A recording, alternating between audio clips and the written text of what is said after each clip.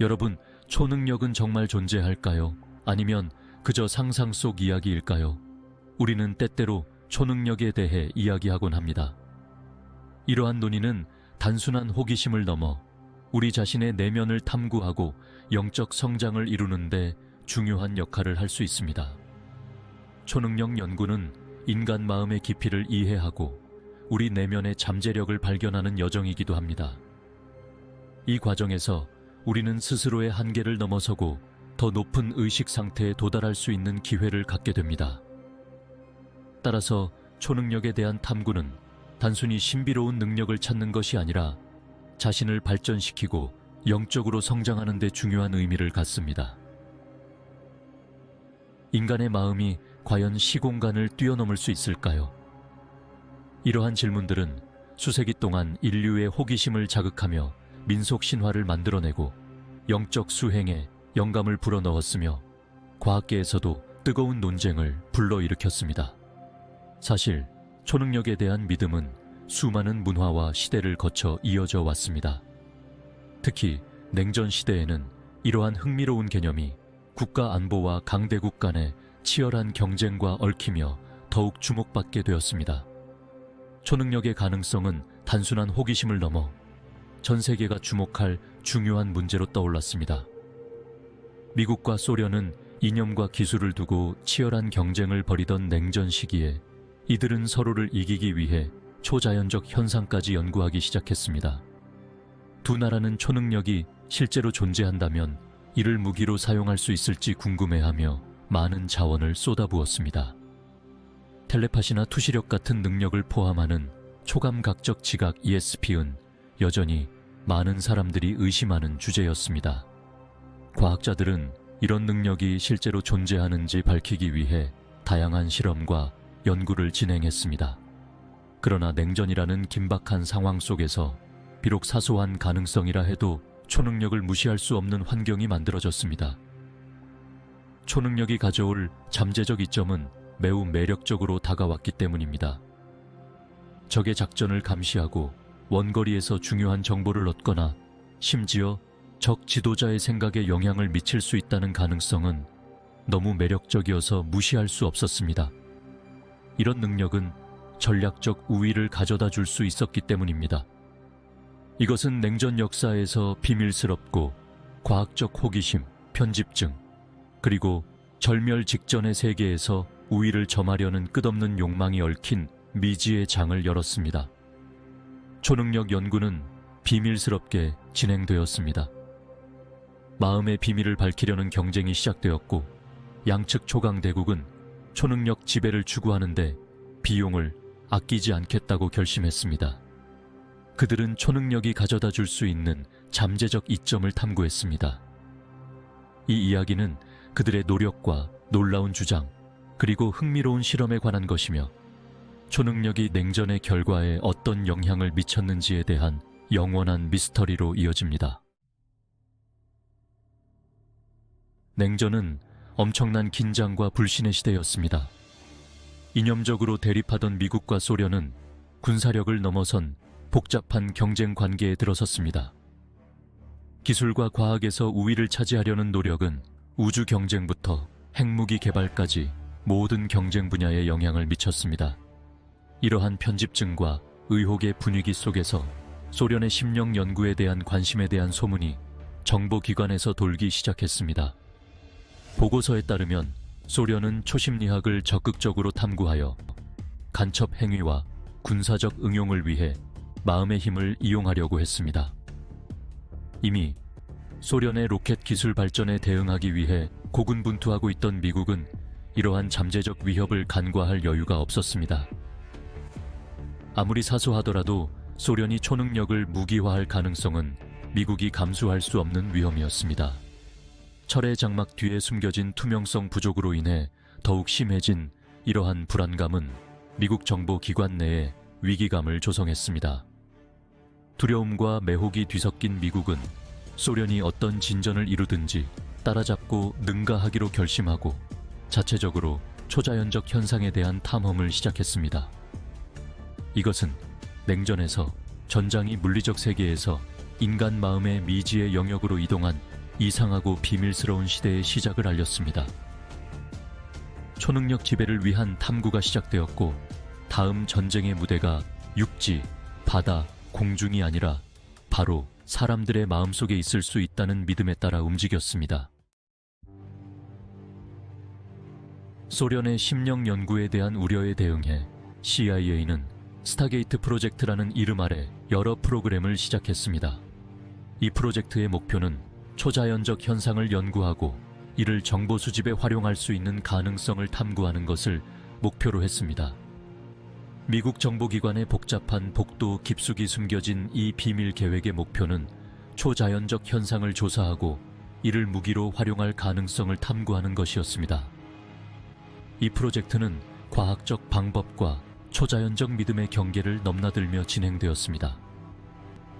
스타게이트의 주요 초점 중 하나는 원격 투시로, 이는 물리적인 방법 없이 멀리 떨어진 사람이나 장소 사건을 인식하는 능력입니다. 이 능력은 전통적인 정보 수집 방법을 보완할 수 있는 잠재력이 있었습니다. 공상과학 소설의 경계에 있는 이 흥미로운 개념은 CIA의 상상력을 사로잡았고, CIA는 이를 간첩 활동을 위한 잠재적으로 매우 귀중한 도구로 보았습니다. 이로 인해 원격 투시의 실험과 연구가 활발히 진행되었습니다. 스타게이트 프로그램은 종종 원격 투시자라고 하는 초능력을 소유한 것으로 여겨지는 개인을 모집했습니다. 이들은 다양한 배경을 가진 사람들이었으며 그들의 능력은 엄격한 검증 과정을 거쳤습니다. 이러한 개인은 엄격한 훈련을 받았고 통제된 환경에서 그들의 초능력을 연마했습니다. 이들은 실험실에서 다양한 테스트를 통해 그들의 능력을 증명해야 했습니다. 그들은 소련 군사 시설에 대한 정보를 수집하고 적 요원의 움직임을 추적하고 심지어 미래를 내다보며 잠재적 위협을 예측하는 임무를 맡았습니다.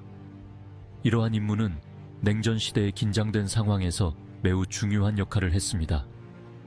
종종 비밀에 쌓여 있고 상반된 해석의 대상이 되는 이러한 실험 결과는 수십 년 동안 논쟁과 논란의 여지가 되었습니다. 일부 결과는 매우 놀라운 것으로 평가되었지만 다른 결과는 신뢰할 수 없는 것으로 간주되었습니다. 정보기관 내의 일부 사람들은 스타게이트가 귀중한 정보를 산출했다고 믿었고, 원격 투시자가 기존의 방법으로는 얻을 수 없었던 정확한 정보를 제공한 것으로 보이는 사례를 언급했습니다. 이들은 원격 투시의 성공 사례를 강조하며 이 기술의 잠재력을 높이 평가했습니다. 다른 사람들은 회의적인 태도를 유지하면서 눈에 띄는 성공을 우연, 희망사항 또는 암시의 힘으로 돌렸습니다. 이들은 과학적 증거가 부족하다고 주장하며 원격 투시의 신뢰성을 의심했습니다. 그럼에도 불구하고 아무리 색다르더라도 초능력 간첩의 세계에 대한 CIA의 진출은 냉전 동안 소련보다 우위를 점하기 위해 그들이 기꺼이 감수했던 노력을 잘 보여줍니다. 이 프로젝트는 CIA의 창의성과 결단력을 상징하는 사례로 남아 있습니다. 1970년대 CIA는 초능력자를 발굴하고 훈련시키기 위해 스캔게이트라는 비밀 프로젝트를 진행했습니다. 놀랍게도 발굴된 초능력자들은 65% 이상의 성공률을 보였다고 전해지며 이를 바탕으로 1977년 곤돌라 위시라는 대규모 프로젝트가 시작됩니다.